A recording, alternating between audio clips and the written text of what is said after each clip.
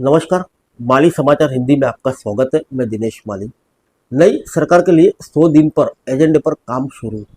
अंतिम रूप देने में जुटे सचिवों के 10 समूह। आइए जानते हैं विस्तार से।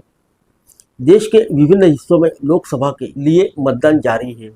इस बीच सचिवों के 10 अलग अलग समूह 4 जून को चुनाव परिणाम के बाद बनने वाली नई सरकार के लिए 100 दिन के एजेंडे को अंतिम रूप देने में जुटे हैं। सरकार के सूत्रों ने बताया कि नरेंद्र मोदी सरकार के सचिवों के विभिन्न क्षेत्रीय समूह महत्वपूर्ण फैसलों और परियोजनाओं पर काम कर रहे हैं, जिन्हें सरकार गठन के बाद होने वाली मंत्रिपरिषद की प्रस्तावना पहली बैठक में अंतिम रूप दिया जाना है। सूत्रों ने बताया कि सचिवों के विभिन्न समूह की बैठकें हो रही है, जिनमें कृषि, वित्त, विदेश, रक्षा और अन्य महत्वपूर्ण मंत्रालय शामिल हैं, ताकि सरकार के लिए एजेंडे को अंतिम रूप दिया जा सके।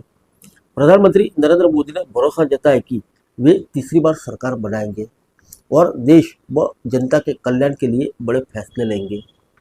सूत्रों ने बताया कि इन समूह में शामिल मंत्रालयों और सचिवों ने सरकार के अंदरूनी और बाहरी कामों की योजना के संबंध में सरकार के एजेंडे को लेकर अलग अलग सुझाव दिए हैं। मोदी सरकार विभिन्न क्षेत्रों में सुधार करने पर विचार कर रही है। भाजपा ने देश में अब तक के सबसे बड़े सैन्य सुधार को महत्व देते हुए अपने घोषणा पत्र में नए थिएटर कमान बनाने को भी शामिल किया है। सुधारों को chief of defence staff (CDS) की अध्यक्षता वाले सैन्य मामलों विभाग के द्वारा किया जाना है। लोकसभा चुनाव के चौथे चरण में 96 सीटों पर 13 मई को मतदान हुआ।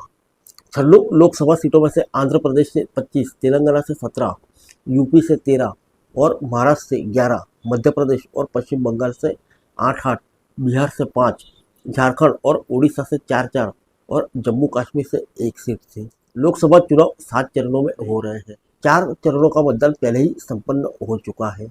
मतगणना 4 जून को होगी। फिर मिलेंगे अगले बुलेटिन में अन्य किसी खबर के साथ। तब तक के लिए इजाज़त दीजिए। नमस्कार।